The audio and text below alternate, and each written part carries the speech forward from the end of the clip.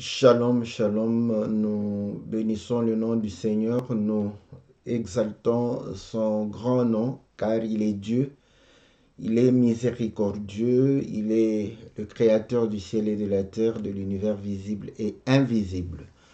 Nous sommes dans la joie de pouvoir réellement nous retrouver et pouvoir réellement partager la parole du Seigneur, car nous croyons qu'il est Dieu, il est Seigneur. Bien-aimés dans le Seigneur, c'est mercredi et comme tous les mercredis, nous avons notre émission Que la Bible parle, une émission qui vous est présentée par votre bien-aimé, le pasteur Philippe Mukenge, une émission qui répond à vos préoccupations, à vos questions, une émission qui permet de pouvoir réellement chercher à être éclairé sur un point ou un autre. Et c'est pourquoi nous avons toujours demandé à ce que vous puissiez poser vos questions. Et par la grâce de Dieu, nous allons pouvoir répondre selon que le Seigneur est en train de pouvoir réellement nous révéler ou pouvoir nous soutenir. Nous sommes dans la joie parce que nous croyons que le maître des temps et des circonstances est réellement celui qui nous garde et qui veille sur nous. Voilà pourquoi nous sommes en train de pouvoir témoigner et élever ce nom qui nous a gardés et protégés depuis que nous nous sommes levés en ce jour. Et voici, nous nous retrouvons autour de la parole pour pouvoir réellement partager, n'est-ce pas, le moment de grâce et le moment de bénédiction. Que l'Éternel, notre Dieu, qui nous a donné son moment, qu'il puisse nous soutenir, qu'il puisse nous assister, qu'il puisse véritablement nous accorder l'entendement, qu'il puisse nous donner l'intelligence, la sagesse qu'il faut, et que cette parole que nous partageons puisse devenir réellement la vie que nous menons afin de pouvoir manifester la gloire de Dieu. Nous savons une chose, que le Seigneur, lorsqu'il dit, il promet et il accomplit certainement ce qu'il a dit. Voilà pourquoi lui qui nous a recommandé de pouvoir chercher premièrement le royaume et la justice de Dieu, et que le reste nous sera donné par surcroît. Notre prière est que tous ceux qui se donnent le temps de pouvoir communier à la parole, qui laissent leurs préoccupations, leurs occupations et qui donnent du temps pour l'œuvre de Dieu, que le Seigneur se souvienne de vous, que le Seigneur puisse vous accorder au centuple, que le Seigneur puisse vous donner tout ce dont vous avez besoin pour la gloire de son nom. Cela est notre prière. Nous prions ainsi dans le nom puissant et glorieux de notre Seigneur Jésus. Bien-aimés dans le Seigneur, comme je le dis, c'est votre émission Que la Bible parle, une émission qui vous est présentée par votre serviteur, le pasteur Philippe Mukenge, une émission qui répond à des questions qui nous sont posées. Et aujourd'hui, nous avons intitulé Adam était-il de quelle race? Ça peut paraître audacieux, prétentieux, mais je crois que ce sont des questions que nous nous sommes posées plus d'une fois et nous allons pouvoir essayer de pouvoir répondre avec l'orientation du Seigneur et en s'appuyant sur les Écritures. Voilà, nous bénissons notre sœur Bia qui nous a posé la question parce que la question était Adam était de quelle race, de quelle tribu. Donc voilà, donc c'est pratiquement la même chose, la question. Je choisis la race parce que je sais aussi que nous pouvons, parce que ce sont des questions que beaucoup se sont déjà posées par rapport à cela. Donc voilà pourquoi j'ai mis la question un peu dans ce sens-là. Et nous croyons que le Seigneur va pouvoir nous assister pour pouvoir réellement répondre et apporter une certaine satisfaction à la curiosité de tout un chacun de nous. Nous saluons la sœur Bia, nous saluons notre bien-aimée Sylvie, nous saluons la sœur Aurélie, nous saluons le bien-aimé Guilain, nous saluons notre bien-aimé Jean-Didier Dinganga, la sœur José, la sœur Cathy, nous saluons le bien-aimé Jean-Marie, nous saluons le bien-aimé Peter, donc nous saluons aussi tous ceux qui vont pouvoir réellement nous rejoindre, tous ceux qui nous regardent et que nous n'avons pas, voilà, nous n'avons pas connaissance de leur intérêt, que le Seigneur qui connaît et qui voit puisse véritablement vous bénir. Salutations à tous les bien-aimés, nous saluons tous ceux qui sont au loin, nous saluons tous ceux qui sont en Afrique, en Asie, en Océanie et en Amérique. Que le Seigneur vous soit très favorable. Salutations bien-aimés de l'Europe. Que Dieu puisse véritablement vous soutenir et vous bénir. Donc voilà, bien-aimés dans le Seigneur, de quelle race Adam était. Voilà. Donc je sais que lorsque nous poserons la question de cette manière, comme nous avons toujours dit, l'entendement, la perception, la compréhension humaine, voilà, va pouvoir réellement peut-être nous empêcher de comprendre. Parce que dès qu'on parle comme ça, bon, les gens déjà peut-être se disent, est-ce qu'il était blanc, il était jaune, il était rouge, il était noir. Donc, vous voyez, ça, c'est l'orientation de l'homme, la compréhension de l'homme, la compréhension des choses, la perception que nous avons, n'est-ce pas, des choses. Voilà pourquoi nous pouvons véritablement commencer à mettre des hypothèses où on se dit, bon, voilà, certainement, il était noir. Et là, la science va entrer, on va commencer à dire, voilà, selon la science, le premier noir, le premier homme était africain, était en Afrique. Bon, parce que les os les plus anciens ont été retrouvés en Afrique. Là, ça sera peut-être une guerre des hommes. Mais comme nous savons toujours que nous sommes en train de parler des choses de Dieu, donc nous devons de temps en temps dépasser la compréhension humaine des choses, la perception humaine des choses, pour pouvoir nous permettre de comprendre les choses selon Dieu et de le comprendre de manière spirituelle.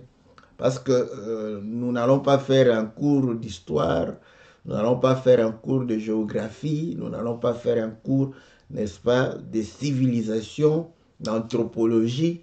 Donc, mais c'est vrai, je ne suis pas contre la science, je ne suis pas contre toutes ces disciplines scientifiques.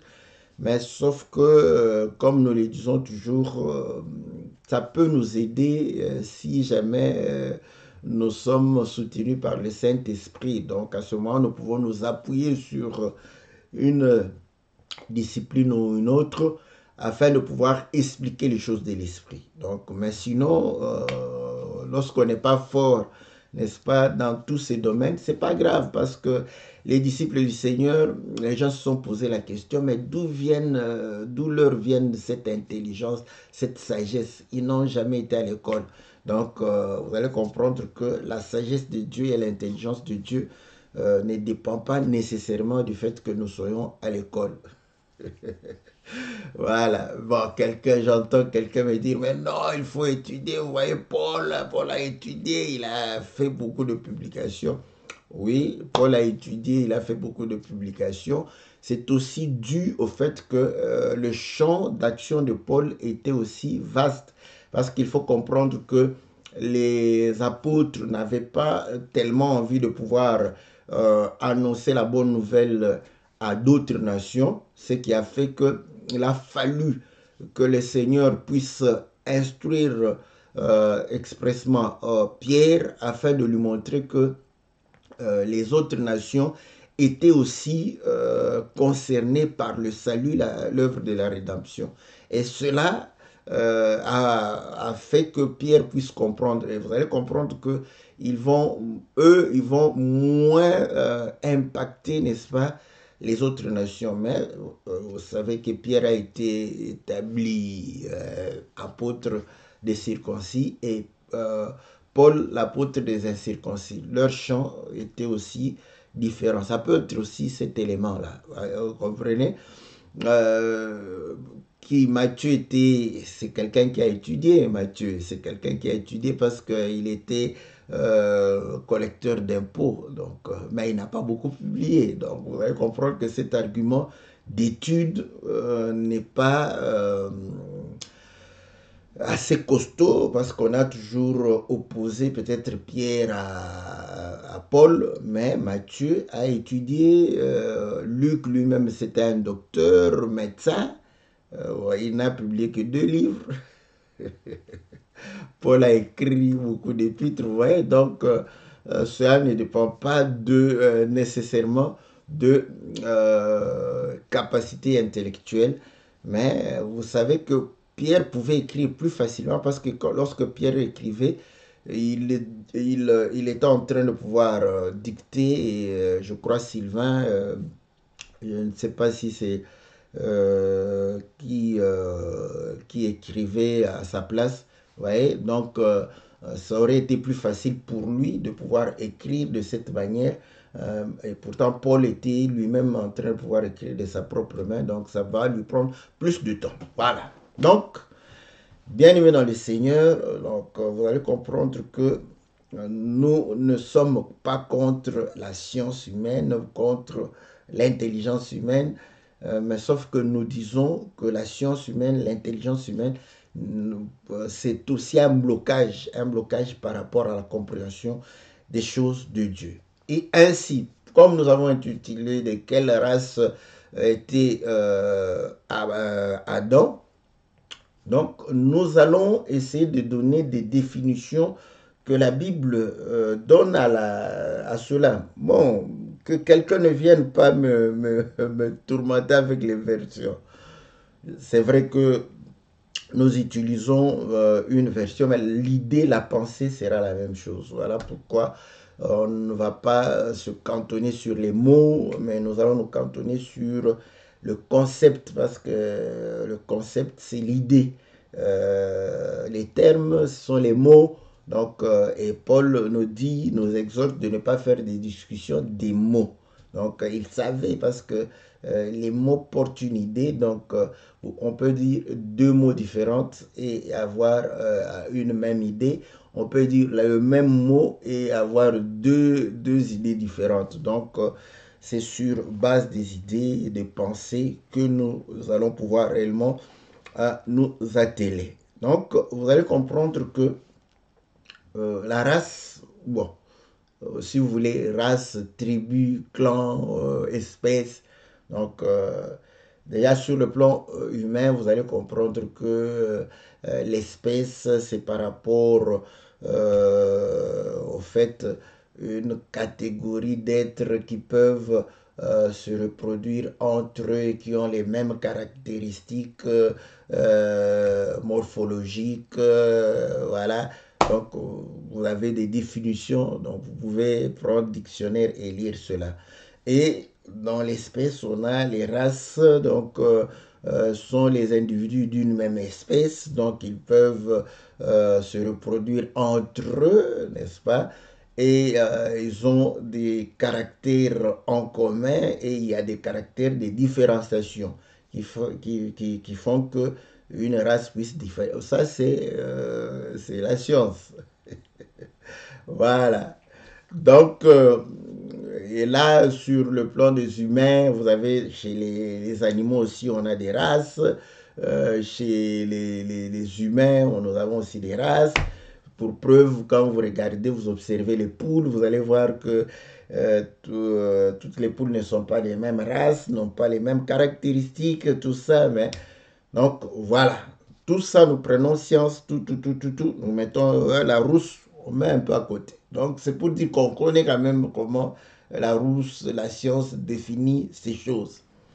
Mais lorsque le Seigneur, dans les Écritures, on utilise la race, ce n'est pas nécessairement dans cette orientation scientifique, mais c'est plutôt un langage qui exprime les descendants, n'est-ce pas,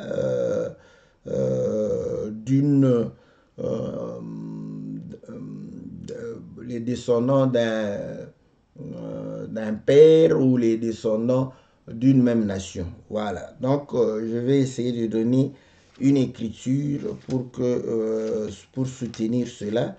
Et je dis, peut-être que dans une autre version, ça peut peut-être ne pas être là, mais l'idée sera la même chose. Je lis dans le livre d'Ésaïe au chapitre 41, au verset 8. Mais toi, Israël, mon serviteur Jacob, que j'ai choisi, race d'Abraham, que j'ai aimé. Vous voyez? Donc, on est en train de parler d'Israël comme étant la race d'Abraham. Et ici, nous pouvons prendre une autre écriture dans le livre des Lévitiques qui va pouvoir soutenir, parce que vous avez race d'Abraham, donc fils d'Abraham, descendant d'Abraham. Nous lisons dans le livre de Lévitique. Vous allez comprendre que dans le livre de Lévitique, nous sommes en Israël, donc une même nation.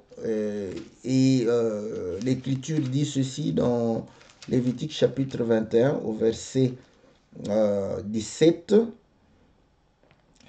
Je commence au verset 16. L'Éternel parla à Moïse et dit, parle à Aaron et dit, tout homme de ta race et parmi tes descendants qui aura un défaut corporel ne s'approchera point pour offrir l'aliment de son Dieu. Tout homme qui aura un défaut corporel ne pourra s'approcher. Un homme aveugle, boiteux, ayant le nez camus et un membre allongé. Un homme ayant une fracture au pied ou à la main.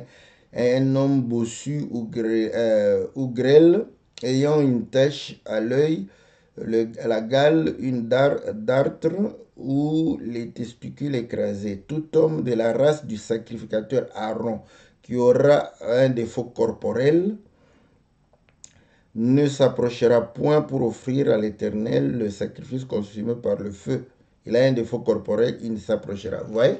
Donc ici, il démontre que les descendants d'Aaron, maintenant, pour offrir, il faut être de la race d'Aaron. Maintenant, parmi les enfants d'Israël.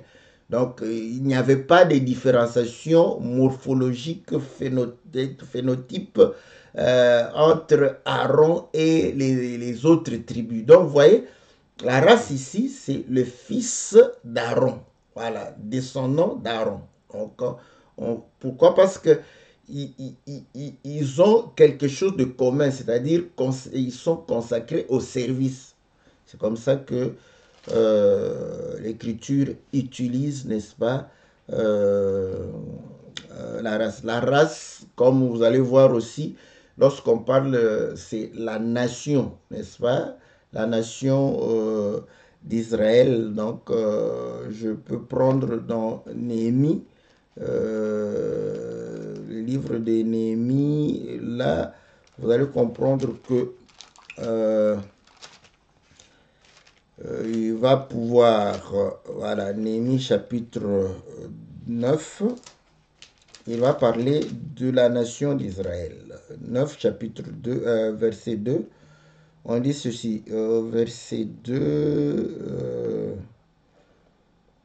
ceux qui étaient de la race d'Israël s'étant séparés de tous les étrangers se présentèrent et confessèrent leurs péchés et les iniquités de leur père. Donc, ici, nous ne sommes pas dans le truc de la peau, quelle couleur, mais c'est plutôt par rapport à une descendance, à une nation, n'est-ce pas? Donc, le Seigneur parle de cela. Maintenant, donc, vous allez comprendre que maintenant, la peau, je ne fouille pas, hein.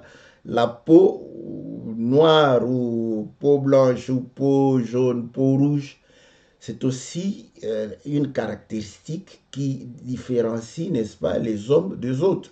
Voilà. Mais bon, quand nous sommes en train de lire les Écritures,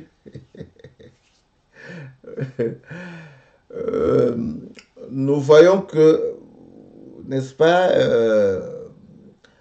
par rapport à la peau, c'est par rapport aussi au fait que nous avons hérité cela de nos parents. Donc la race, même quand vous allez au niveau de la peau, nous sommes quand même descendants d'eux. Voilà, de quelqu'un qui était noir et qui nous a donné, voilà, les blancs seront les descendants de blancs, les jaunes les descendants de jaunes et les rouges les descendants de rouges. Donc la racine de race pour montrer que descendant de, n'est-ce pas, fils de, ceux qui ont une, c'est une lignée, la lignée de, nous avons la lignée d'Aaron, donc voilà, ça reste, et c'est ce que nous allons pouvoir parler. Maintenant, quand nous parlons d'Adam, vous allez comprendre que lui, c'est le premier, voilà, donc le premier. Maintenant, comme dans le livre de Actes, lorsque Paul est en train de pouvoir, il va pouvoir démontrer que nous tous, nous venons d'Adam. Donc, discussion sur les races, donc les noirs, les blancs, on vient d'un seul homme. Bon, je ne vais pas entrer dans la science parce que par rapport à la science, on est un peu privilégié. Donc, il y a risque que je puisse, n'est-ce pas, parler. C'est tout à fait normal parce que si on parle de l'Afrique, ce n'est pas aussi anodin, hein, parce que le jardin d'Éden était aussi en Afrique. Donc, il faut le savoir. Le jardin d'Éden a été, quand vous regardez le fleuve qui sortait pour arroser, n'est-ce pas, le jardin va se diviser en quatre fleuves. Donc, il y avait le fleuve qui va jusqu'en Afrique, n'est-ce pas? Donc, nous comprenons que le jardin d'Éden est en Afrique. Donc, si le premier homme est en Afrique, on ne peut pas s'étonner parce que le jardin était en Afrique aussi. Bon, je sais qu'au moins même les scientifiques le savent que les Européens, parce que la guerre entre l'Asie et l'Afrique, bon, ils ne sont pas très contents comme pour l'instant c'est toujours l'Afrique qui semble être le berceau de l'humanité. Voilà. Donc, je vais prendre l'écriture qui confirme cette assertion. Nous sommes dans Actes chapitre 17 au verset 26. Il a fait que tous les hommes sortis d'un seul sang habitassent sur toute la surface de la terre, ayant déterminé la durée des temps et les bornes de leur demeure. Voilà. Donc, nous tous, nous venons d'Adam. Et Ève est la mère de tous les êtres vivants humains. C'est Genèse chapitre 2, chapitre 3 plutôt. Genèse chapitre 3. La Bible dit ceci, au verset 20. Adam donna à sa femme le nom d'Ève, car elle a été la mère de tous les vivants. Voilà. Donc, nous comprenons que nous venons d'Adam et de Ève. Bon, moi, je sais que tous ceux qui attendaient pour qu'on puisse dire il était noir, blanc, mettez ça un peu à côté. Voilà. Mais il y a quand même quelque chose qui va nous intéresser par rapport à notre perception, n'est-ce pas, humaine. Parce que je sais que cette question a été posée aussi une fois. Bon, peut-être qu'à ce temps-là, on n'avait pas assez d'arguments pour pouvoir justifier, n'est-ce pas, les réponses. Mais vous allez comprendre que Adam, c'est lui le commencement. Mais Adam, d'où vient-il? Vous allez me dire qu'il a été tiré de la terre. Oui. Mais pour que Adam vive, vous allez comprendre que Dieu va souffler dedans. Et les Écritures démontrent que Adam, n'est-ce pas, vient de Dieu. Voilà. Sauf, même si son nom, n'est-ce pas, est lié à la terre, Adam. Donc, il vient de Dieu. Donc, à ce moment-là, comme nous avions défini la race comme étant liée à la descendance, vous allez comprendre que Adam est directement lié à Dieu. Voilà. Donc, la question va persister parce que c'est ce que les gens veulent. Mais maintenant, Dieu, voilà. Bon, Dieu est esprit.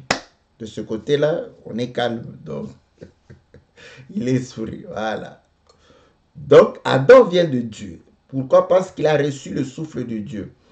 Généalogie de Jésus, n'est-ce pas, dans Luc chapitre 3, démontre que Adam est le fils de Dieu. Parce que c'est la lignée, n'est-ce pas, du fils de Dieu. La lignée des fils de Dieu, si je peux dire ainsi. Je prends Luc chapitre 3. Vous allez voir que la Bible dit ceci. Voilà.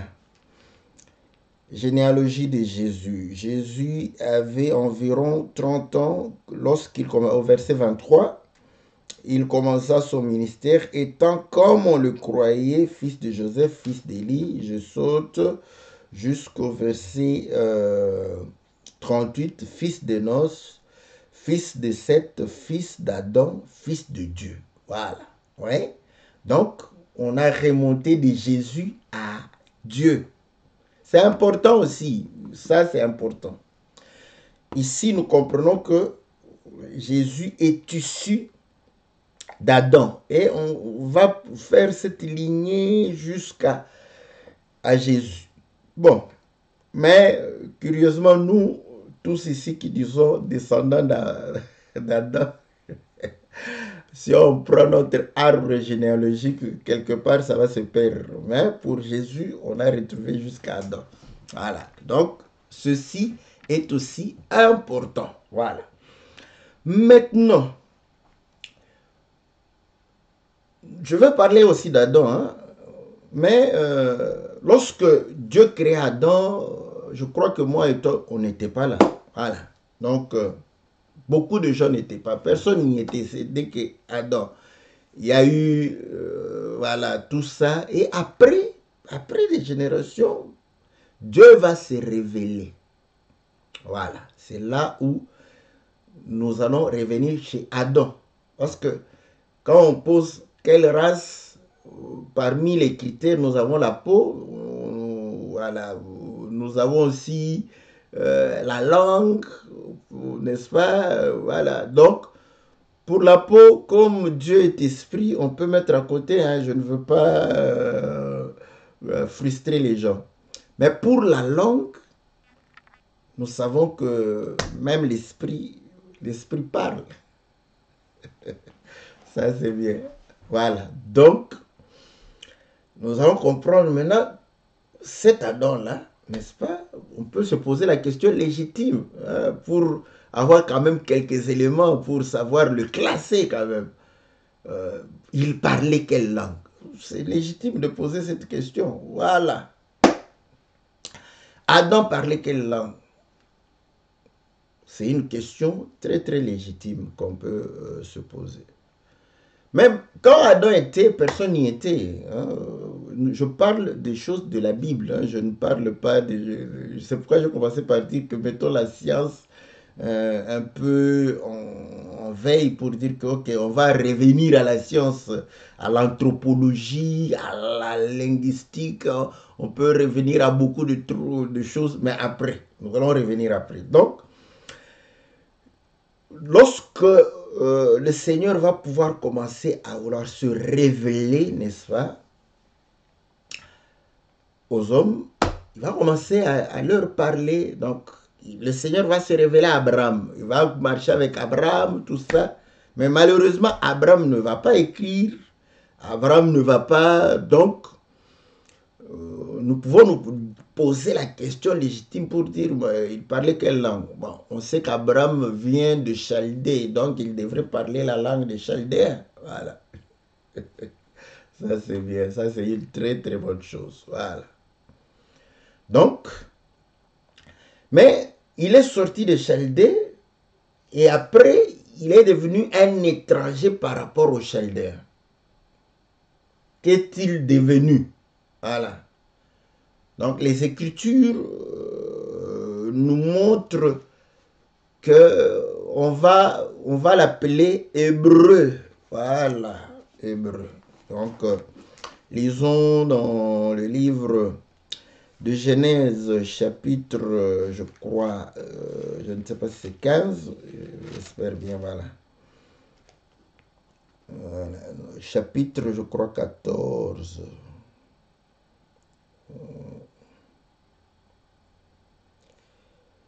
Voilà. Chapitre 14, au verset 12.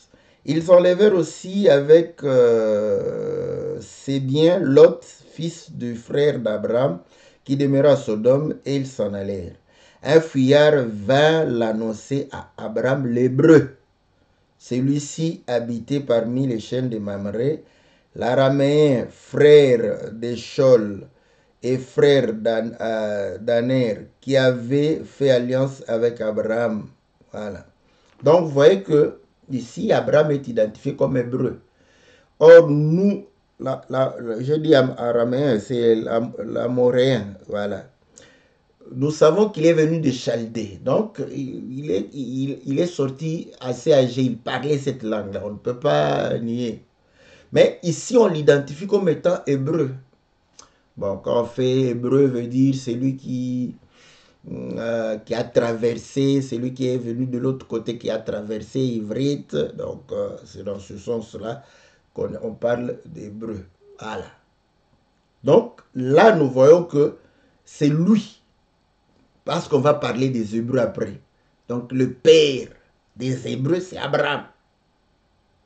Mais c'était un Chaldéen. C'est tout à fait normal. Aujourd'hui aussi, il y a des gens qui ont plusieurs nationalités. C'est normal. Donc, nous voyons que Abraham, c'est lui le père des Hébreux. Mais jusqu'ici, Abraham n'a pas écrit tout ça. Dieu a marché avec Abraham, avec Isaac, avec Jacob. Et nous savons que dans Genèse chapitre 15, il va dire que la descendance ira en Égypte et sera esclave. Et après 400 ans, il viendra les sortir. Et là, nous comprenons que quand Dieu vient se révéler, n'est-ce pas, à Israël, il passe par Moïse. Quelque chose de bien. Qui est Moïse? Moïse a été adopté chez les Égyptiens. Donc, certainement, Moïse parlait l'Égyptien. Il parlait l'Égyptien parce qu'il a grandi dans la maison de Pharaon. Il parlait l'Égyptien. Et il parlait aussi l'hébreu parce que sa maman l'a instruit, n'est-ce pas, jusqu'à ce qu'il a été capable d'être sévré pour pouvoir, n'est-ce pas, être dans la maison de Pharaon. Voilà pourquoi Moïse savait qu'il était hébreu. Et quand il a grandi, la Bible dit qu'il va aller visiter ses frères, parce qu'il savait qu'il était hébreu. Mais il a grandi chez les Égyptiens. Pour preuve, lorsque Moïse va fuir et sera face au puits, et que les bergers vont pouvoir menacer les filles de Jéthro, et il va prendre la défense pour leur donner de l'eau, ces filles vont rentrer pour dire qu'un Égyptien les a défendus et leur a donné de l'eau. Donc vous voyez que il a grandi chez les Égyptiens, il parlait l'égyptien, il avait la maîtrise de la langue égyptienne, mais il connaissait aussi l'hébreu. Maintenant, quand Dieu se révèle à lui, donc quand Dieu se révèle à lui, on avait deux possibilités. Dieu pouvait se révéler à lui en égyptien, parce que Dieu connaît toutes les langues. Ça c'est bon, j'aime ça. Dieu dans Exode chapitre, je crois, 2 ou 3, quand Dieu se révèle à Moïse, en tout cas, bon, là je laisse aux historiens tout ça, mais moi je sais très profondément. Dieu s'est révélé à Moïse, pas dans la langue égyptienne. Il s'est révélé à Moïse dans la langue hébraïque. Vous allez me dire comment. Je vais vous donner des trucs faciles. C'est facile. Peut-être que dans la langue hébraïque. Donc, il avait deux possibilités. Parce que Dieu, quand il se révèle chez les étrangers, il se révèle dans leur langue. On a dans Daniel, n'est-ce pas? Daniel chapitre 5, la main qui a écrit au mur, c'était en langue araméenne. Voilà. Parce qu'il était chez les Chaldéens, ceux qui parlaient cette langue-là. Et vous allez voir encore que Nabuchodonosor, quand il va dormir, avoir le songe sur le grand arbre, et il entendra le saint crier, coupez-le, enchaînez-le. C'était dans pas dans la langue hébraïque, dans la langue araméenne, parce que quand toi tu dors, toi ne prends pas quelqu'un d'autre, quand toi tu dors, tu rêves dans quelle langue? Tu rêves dans la langue que tu maîtrises. Ça c'est bien, j'aime ça. Oui? C'est normal. Parce que tu ne vas pas rêver quand tu ne vas pas avoir un songe en train de parler le japonais. Non, tu ne connais pas le japonais. Tu n'auras pas le don d'interprétation des langues dans le songe. Tu vas avoir le songe et tu vas avoir le songe dans la langue, n'est-ce pas? D'ailleurs, les songes viennent dans la langue dans laquelle on pense. Donc, c'est comme ça que tu auras le... Parce que tu penses en français, tu auras le songe en français. Voilà. Donc, ou dans une langue que tu maîtrises. Tu n'auras pas le songe dans une langue que tu ne maîtrises pas. Donc, vous allez comprendre que Dieu va se révéler à Moïse, mais dans la langue hébraïque. Pourquoi? Parce que Dieu va s'identifier aux Hébreux, pas aux Égyptiens. L'Écriture le dit très clairement dans Exode chapitre 3. Exode chapitre 3.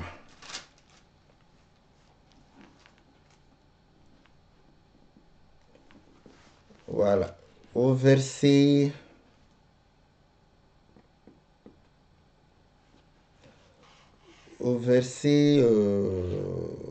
voilà, 18.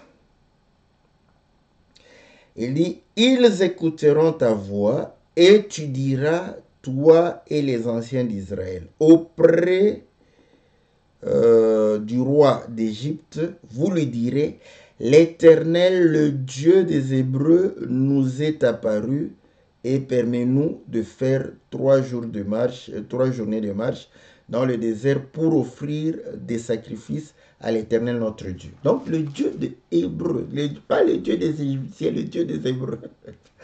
Voilà pourquoi vous allez comprendre qu'aujourd'hui, beaucoup de gens viennent revendiquer pour dire que non, le Dieu de nos ancêtres, oui. Pourquoi ils sont dans cette logique? Les esprits qui parlaient à leurs ancêtres, ça devait parler à leur langue. Maintenant, ils trouvent que non, vous nous amenez un Dieu étranger. Ils ne sont pas aussi fous que ça. C'est aussi vrai. Donc, Dieu est le Dieu des Hébreux. Pourquoi? Parce que Dieu s'identifie aux Hébreux. Et il parle quelle langue? L'hébreu. Quelqu'un va... Pourquoi Dieu parle l'hébreu? Quelqu'un va dire, oh, mais oui, il parle toutes les langues, mais il vient, il parle. Il pouvait parler à Moïse parce que Moïse avait la maîtrise de la langue égyptienne. C'était quelqu'un d'intellectuel, de puissant en parole. Quand vous lisez en Actes chapitre 7, lorsque Étienne est en train de pouvoir parler de Moïse, il va dire qu'il était puissant en œuvre et en parole. Donc, il maîtrisait cette langue-là. Mais Dieu ne s'est pas révélé à lui dans la langue égyptienne. Pourquoi? Parce qu'il s'identifiait aux Hébreux. Le Dieu des Hébreux. Il doit parler l'hébreu. Il ne va pas parler l'autre. Une autre langue. Donc maintenant, c'est à Moïse que Dieu va commencer à révéler, n'est-ce pas, la création, comment Adam a été, tout ça. Maintenant, que ça soit dans un songe ou dans une vision, n'est-ce pas? Parce que Dieu dira à Marie et à Aaron que quand je parle à Moïse, c'est comme je parle à un homme comme ça, face à face. Mais il parlait dans quelle langue? Il parlait en hébreu. Voilà, maintenant Dieu est en train de lui révéler Adam. Maintenant, dites-moi, la conversation d'Adam, quand Adam, n'est-ce pas, Dieu lui dit, tu ne mangeras pas. C'était dans quelle langue? Allez, j'aime ça. Bon, ça, c'est de la folie. Je sais que quand vous allez prendre la science, vous allez amener là-bas, vous allez trouver que non, c'est de la folie. Oui, la prédication est une folie. C'est d'abord, je le dis de manière bon, naturelle. C'est-à-dire que Moïse, Dieu lui révèle toutes ces choses en quelle langue? En hébreu. Bon, maintenant, quand, par contre, hein, Dieu parle à Moïse en hébreu. Il dit que non, voilà, j'ai créé Adam. Hein, prenons ce scénario-là. J'ai créé Adam. Après, j'ai dit à Adam, tu ne mangeras pas. Il raconte. Est-ce qu'à ce moment-là, il va changer de langue pour lui dire que je lui ai dit dans telle langue. S'il lui avait dit, je lui ai dit dans telle langue, Moïse allait écrire que Dieu parla à Adam dans une langue, n'est-ce pas? Mais il lui parle comme ça, il dit que, je dis, tu ne mangeras pas de l'arbre de la connaissance du bien. Cette conversation, c'est en hébreu. Je m'excuse, voilà, si nos ancêtres africains avaient, congolais, je prends congolais avaient aussi un tel récit de la création, ils allaient le raconter dans leur langue. Ce Dieu-là allait parler leur langue. Et leur ancêtre allait parler la langue que Dieu est en train de pouvoir s'exprimer à lui. En tout cas, c'est comme ça que moi, c'est de la folie, je sais que c'est de la folie, mais c'est comme ça. Voilà, donc Dieu est en train de pouvoir donner des instructions. Mais Moïse les reçoit, Dieu lui relate. C'est tout ça, Moïse reçoit ça pour preuve le nom d'Adam et le nom de femme, le nom de Ève. Quand vous allez dans la reste, ce sont des mots hébraïques. Ouais. Donc, voilà, ou bien Adam ne s'appelait pas Adam. Peut-être si c'était dans la langue, dans une langue congolaise, on n'allait pas l'appeler Adam. On n'allait pas avoir ce nom-là d'Adam. On n'allait pas appeler Isha, n'est-ce pas? On allait lui dire Mukaji. Mukaji. Ève allait s'appeler Mukaji. Voilà. Mais Ève, on l'appelle Isha. C'est Isha parce que sorti de Ish. Donc, tout ça, vous allez comprendre, Adam, tout ce qui a été traduit là, c'était en hébreu. Et vous allez comprendre une chose, comme je le dis, que quand Dieu se révèle, n'est-ce pas, à d'autres nations, s'il veut lui parler, j'ai pris Nabucodonosor, j'ai pris son fils, vous allez comprendre que ça sera dans leur langue. Mais il ne s'identifie pas comme étant le Dieu de ces nations-là. Il s'identifie comme étant le Dieu des Hébreux. Voilà. Et là, vous allez comprendre que ce Dieu-là, il lui a plu de porter dans sa chair il lui a plu de porter dans sa chair la nature des Hébreux, d'être juif. Et vous allez croire que c'est par hasard, parce qu'il vient de Juda. Quand vous allez rentrer, on ne va pas faire tout l'enseignement sur Juda, mais vous allez comprendre que Juda, n'est-ce pas, c'est la louange, c'est l'adoration. Donc, il porte, et parmi toutes les tribus, les autres tribus n'étaient pas jalouses. Voyez? Donc, il n'y a pas question de... C'est Dieu qui choisit. C'est Dieu qui choisit de naître dans cette nation-là. Bon, je m'excuse pour les trinitaires. Je vais lire une écriture. Dans Romains chapitre 9.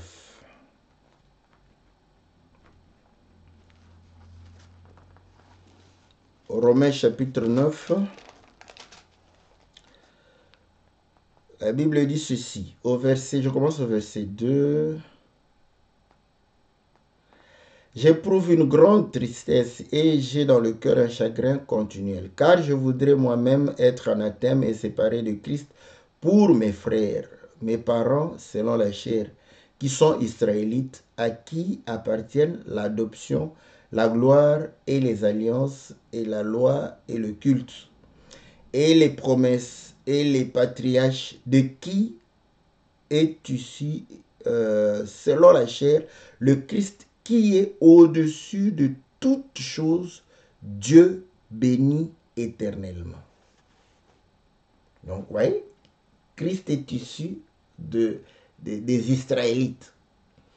Pourquoi? Parce que vous allez comprendre que cette nation, lorsque elle est mise en évidence, elle est mise en évidence par rapport à la pensée même de Dieu, par rapport à cette nature spirituelle de Dieu.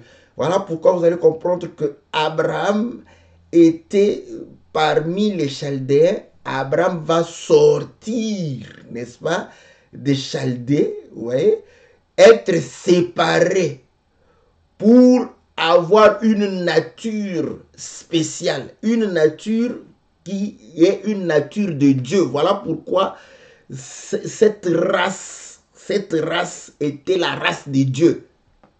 Parce que Dieu a une race. Bon, lisons les Écritures, n'est-ce pas? Actes chapitre 17. Au verset 28. Car en lui nous avons la vie, le mouvement, l'être. C'est ce qu'ont dit aussi quelques-uns de vos poètes. De lui nous sommes la race. Ainsi donc, étant de la race de Dieu, nous ne devons pas croire que la divinité soit semblable à de l'or, à de l'argent ou à de la pierre sculptée par l'art et l'industrie de l'homme. Donc Paul n'a pas nié. Même les païens estimaient qu'ils étaient de la race de Dieu. Et il dit que quelques-uns de vos poètes ont dit qu'ils étaient de sa race, étant de la race de Dieu. Donc, nous devons manifester la nature de Dieu parce que la race est définie par rapport à des caractéristiques, n'est-ce pas, qui sont visibles et qui distinguent un groupe d'individus par rapport aux autres. Et là, Paul démontre que nous sommes de sa race.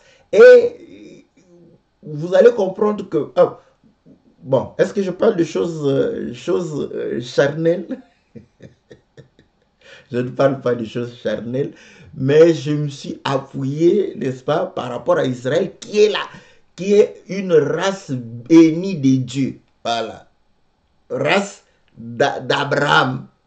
Race de Dieu, parce qu'Abraham, le Dieu dit que je suis le Dieu d'Abraham, d'Isaac et de Jacob. Si vous êtes de la race d'Abraham, c'est que vous êtes de la race de Dieu. Vous êtes descendant de Dieu. Vous êtes fils de Dieu. Voilà. Parce que nous avions dit que la race, c'est ça, c'est la descendance des individus venant, n'est-ce pas, d'un ancêtre commun. Et c'est Dieu qui est notre Père. Voilà pourquoi Christ en nous, nous crions Abba Père, parce que nous sommes de sa race. Bon, mais c'est normal que Dieu puisse s'identifier à une nation.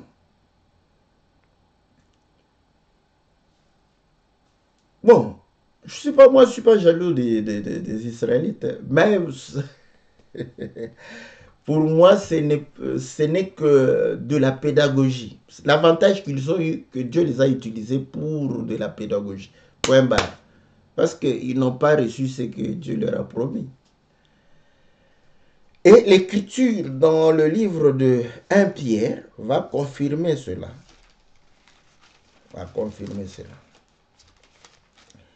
C'est là où j'ai toujours dit que la révélation, c'est une bonne chose. Hein, parce que c'est grâce à la révélation que nous révélons sur ce qui est. Parce que sans la révélation, vous allez faire beaucoup de discussions.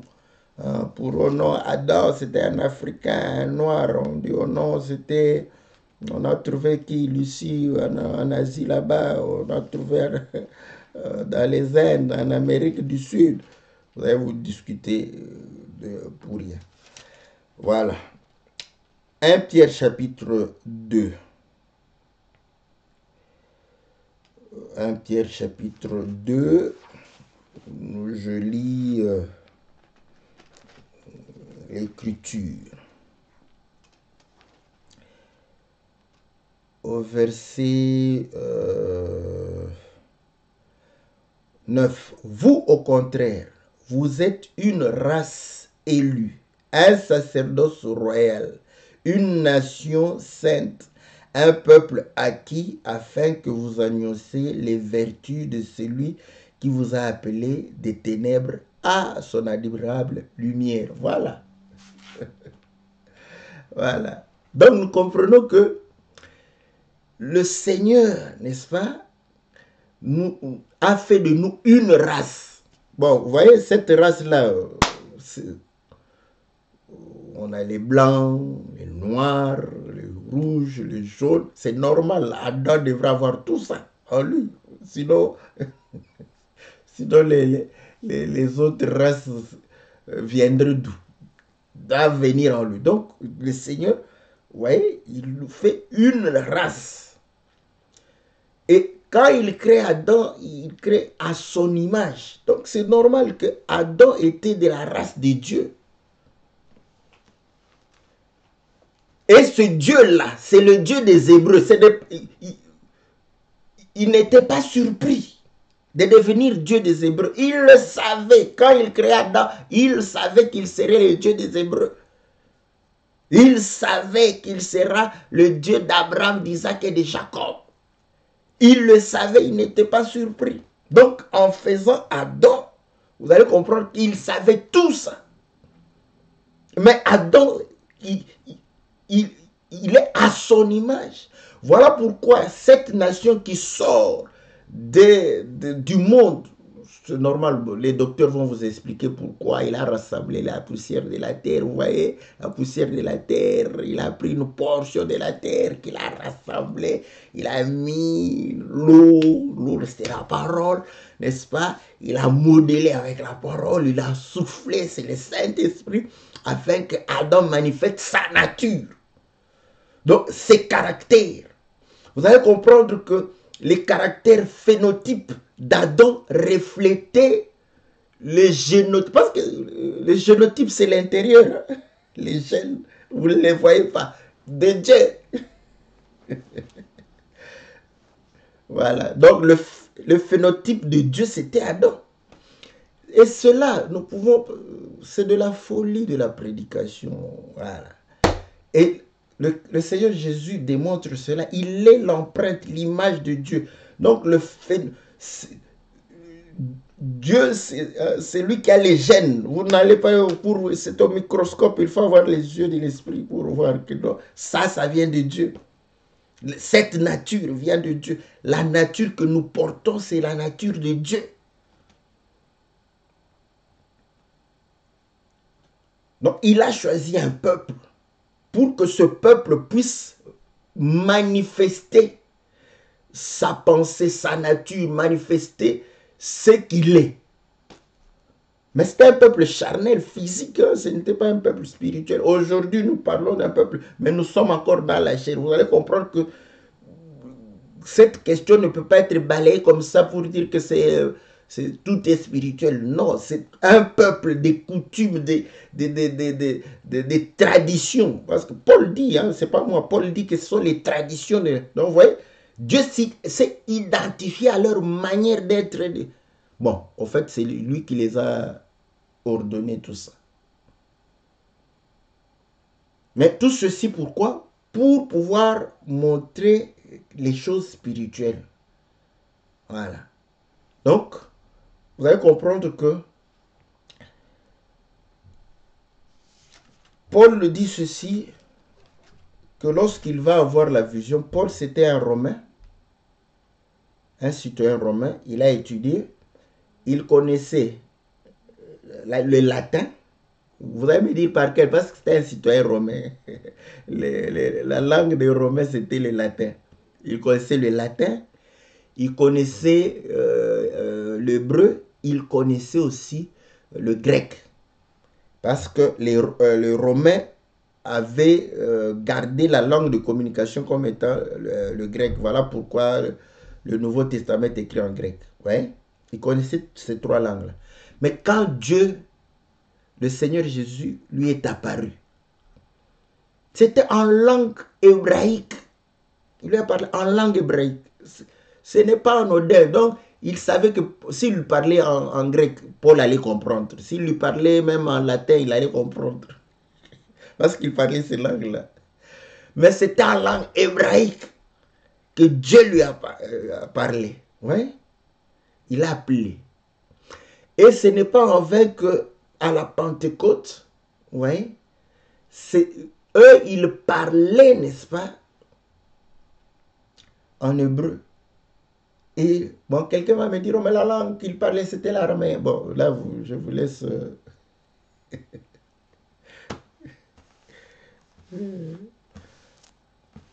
Vous allez voir que l'appel de Paul, là, Paul le dit en Actes chapitre 26, en langue hébraïque. Pourquoi me persécutes-tu? Il dit, ce peuple ici. Donc, le Seigneur s'est souvenu que non, non, non, j'ai parlé l'hébreu. Ah ouais, l'araméen, tout ça, ça peut être des langues proches. Hein, ouais. Donc, vous allez comprendre que le Seigneur fait ces choses-là pour un but. Nous, on ne reste pas trop sur le charnel parce que le charnel nous sert que de pouvoir comprendre. C'est-à-dire que le langage de Dieu, parce que la langue, c'est un langage, c'est un moyen de communication. Le langage de Dieu, n'est-ce pas, ne peut être compris que par plusieurs nations que par l'aide du Saint-Esprit. Voilà pourquoi vous allez comprendre que aujourd'hui, quand nous parlons que ce n'est ni en français, ni... C'est toujours... C'est un langage, voyez, que Dieu utilise pour pouvoir communiquer avec les hommes. Et il utilise un langage qui est accessible aux hommes. Donc le Dieu des Hébreux parlait l'hébreu. Vous n'allez pas me dire qu'il n'est pas... Il parlait l'hébreu. C'est le Dieu des Hébreux. Il n'est pas le Dieu de... Bon, les Congolais, excusez-moi. Le Dieu de Congolais, il est fait... S'il est le Dieu de comme il est le Dieu des Camerounais, il est le Dieu des Togolais, il est le Dieu de tout le monde. Alors pourquoi vous allez vous enorgueillir pour dire que le Dieu de Congolais? Parce que quand vous dites le Dieu de Congolais, ça doit être une différence avec les autres. Mais quand ce n'est pas différent des autres, c'est notre Dieu à tous. C'est comme dans la maison, là, vous êtes à plusieurs et tu dis, le papa de Philippe, tous les fils, et moi je dis, et le papa de Philippe, tout ça. Les autres aussi vont dire, oui, oui, c'est le papa aussi d'André. Voilà. Donc vous allez comprendre que ce n'est pas quelque chose de spécial. Oui? Mais le Dieu des Hébreux, c'est le Dieu des Hébreux. Il n'était pas le Dieu des Égyptiens, mais des Hébreux. Voilà pourquoi vous allez comprendre qu'il a communiqué sa pensée au travers, n'est-ce pas, les lois et les ordonnances, afin que nous puissions bénéficier de cela que par l'Esprit. Et ainsi, vous allez comprendre que nous sommes une race, non pas par rapport à la chair, mais par rapport à l'Esprit, parce que nous allons pouvoir participer à la nature divine. Bon, Adam de la Bible, pas d'un autre livre. Si Adam de la Bible parlait l'hébreu avec Dieu. Bon, on est disposé, hein, parce que ce sont des sujets qu'on aborde ici. Ce sont des sujets, parfois, les gens n'aiment pas aborder ça. Nous, on a abordé. Humblement. C'est ce que moi, je crois. Je crois humblement que l'Adam de la Bible parlait avec Dieu, n'est-ce pas? Et Dieu qui a communiqué à Moïse, il a communiqué ces choses en hébreu. Leur conversation en hébreu. Il n'a pas communiqué cela en une autre langue. Donc c'était en hébreu. Donc Adam de la Bible parlait l'hébreu. Donc, par la folie, je peux dire que c'était un hébreu.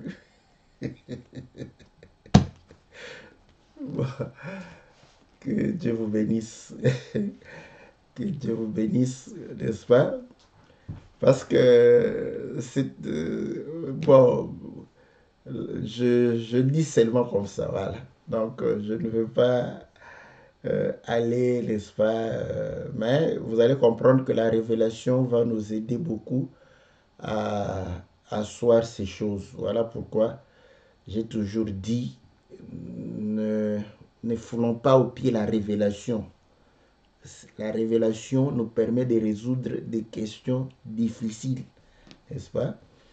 Et vous allez comprendre que avec la révélation, c'est plus facile de comprendre qu'effectivement, puisque Jésus lui-même a porté la nature des Hébreux, Dieu dans la chair. Quand Dieu est venu dans la chair, il est venu parmi les Hébreux. Donc, on l'identifiait comme étant un Hébreu, comme un Israélite, comme un Juif. Il n'a pas eu honte. Maintenant, toi, tu es en train de pouvoir douter. Non, ce n'est pas un problème. Il n'a pas fait ça un problème. Vous pouvez se dire, oh, mais les Congolais vont pouvoir se fâcher, ils ne seront pas contents, tout ça. Non, non, non. Son problème n'était pas là-bas. Donc, quand il a pris la chair, il a pris la chair d'une nation hébraïque. Parce qu'il a caché, n'est-ce pas, les choses du royaume, les mystères du royaume, il les a cachés dans cette nation. Voilà. Bon, ceux qui veulent apprendre l'hébreu, nous vous disons courage, allez apprendre l'hébreu. Mais nous avons appris l'hébreu, l'hébreu que Dieu parlait dans le jardin d'Éden. Que le Seigneur vous soit favorable, que le Seigneur vous bénisse. J'espère avoir répondu. Bon, je n'ai pas eu le temps de lire, hein, s'il y avait des questions. Je vais les lire après et je vais pouvoir réellement voir s'il y a des... si vous n'êtes pas d'accord, vous êtes libre, ça peut ouvrir le débat, on pourra partager et enrichir davantage. Que le Seigneur vous bénisse. On se retrouve mercredi pour une autre émission que la Bible parle et lundi pour l'émission Louons l'Éternel. Que Dieu vous soit favorable.